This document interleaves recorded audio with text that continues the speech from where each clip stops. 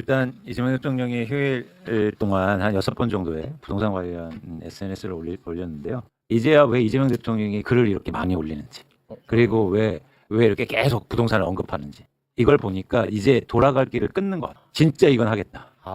돌아가지 않는다.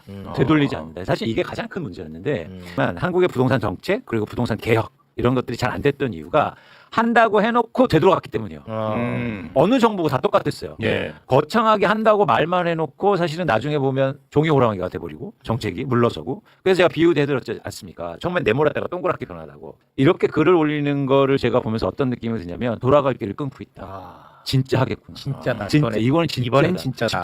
그리고 이거는 진짜 이렇게 말 그대로 이 네모나게 그대로 가는 거죠. 그거를 스스로한테 계속 주문을 하고 있는 것 같아요. 그래서 사실 지금 시장이 움직이고 사람들이 사실에 움직이는 것보다 미래를 전망하면서 예측하고 움직이거든요. 이걸 보는 순간 이제 이제 진짜 끝나는 건가? 끝날 수도 있게 이런 신호를 계속 주고 있는 거예요. 한국의 부동산 공화국을 극복하기 위해서 두 가지 큰 벽이 있습니다. 하나는 뭐냐면 정치의 벽과 하나는 뭐냐면 언론의 벽. 근본적으로 건설사들이 언론사를 갖고 있어요. 그리고 건설사들이 가장 많이 광고를 한단 말이에요. 그러니까 이 벽을 넘기가 굉장히 어려워.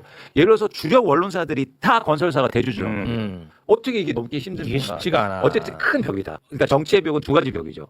정치인들이 부동산 다주택자고 네. 정치인들이 엄청나게 비싼 집을 들고 있어요. 사회 악은 다주택자가 아니라 그렇지. 다주택이 돈이 되게 만든 정치인들이 정확하게 벽을 지적해요. 네. 이 벽을 넘겠다고 얘기하는 다주택자가 갖고 있는 투자나 투기 목줄의 주택수가 연도별로 얼마나 증가했냐. 2015년도에 갑자기 전국적으로 66만 채의 다주택자가 보유한 집이 증가합니다. 박근혜 정부에서 빚내서 집 사라는 정책을 그러면서 대출 규제를 대폭적으로 완화해 주거든요. 그래서 다주택자가 급등했어요. 그러니까 사실은 집값을 올린 근본 출발이 여기서부터 출발된다. 가장 큰 문제가 뭐냐면 다주택자의 퇴출을 어쩌면 마련해 줄 수도 있는 거예요. 퇴로. 맞아. 네. 그러니까 뭐냐면 쉽게 말해서 가격이 안 떨어지면 다주택자는 세금 혜택 받고 팔고 그 높은 집값의 가격으로 예를 들어서 누군가 무주택자는 대출 받아서 집을 사요. 그다음에 집값 떨어지면 어떡할 거예요? 그러면 이제 오히려 손해 봅니다. 무주택자가. 그렇죠. 지금 정부의 기조가 뭐냐면 이제 부동산 시장은 안정될 겁니다. 이제 집 사기 좋은 시대가 올 겁니다. 이렇게 계속 얘기하고 있잖아요. 근데 이 시점에서 예를 들어서 다주택자는 높은 가격에 예를 들어서 1, 2억 빠진 게 과연 많이 빠진 겁니까? 10억 원 올랐는데? 그렇지. 근데 그렇게 해서 그 가격에 팔았는데 누군가는 급한 마음에 집을 산단 말이죠. 네. 다 이 지점이 중요해요. 자, 파는 사람은 그래 팔라고 그래요. 음. 근데 사는 사람이 급하게 사지 않게 해줘야 돼요. 지금 급한 마음에. 근데 지금 무주택자는 너무 급해요. 왠지 아세요? 나 10년, 15년 동안 무주택자였거든. 그동안 집값 오르는 것만 경험했어. 계속 지켜봤어. 맨날 부부싸움 하면서 너 때문에 집 안 샀잖아. 내가 그래서 집 조금만 떨어지면 나 살 거야. 이러고 있다고. 지금 부동산 얘기할 때 말 한마디도 썩지 않는 사람들은 괜찮은 거야.